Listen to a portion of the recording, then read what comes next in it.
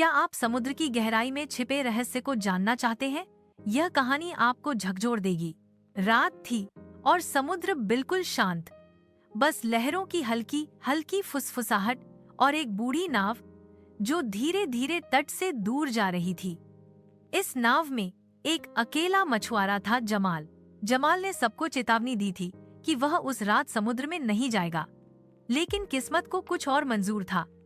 पिछले हफ्ते उसका भाई उसी समुद्र में लापता हो गया था और वह जानता था वह कहीं न कहीं अभी भी जीवित है। जब नाव ने समुद्र के बीच पहुंचकर लंगर डाला, जमाल ने पानी में एक अजीब सी सरसराहट सुनी, जैसे कोई नीचे से पुकार रहा हो, किसी पुरानी भीगी आवाज में, वापस मत जा, तुम भी वहीं रह जाओगे। जमाल ने नीचे झांका। पानी बिल्कुल साफ था, लेकिन उसने एक साया देखा, काला और हिलता हुआ। फिर अचानक कश्ती झटके से हिली। पानी में से एक हाथ निकला, फूला हुआ, सड़ा हुआ और उसके नाखून लंबे, नुकीले। जमाल पीछे हटा, मगर हाथ ने उसका पैर पकड़ लिया। उसने चीखने की कोशिश की, लेकिन आवाज गुम हो गई।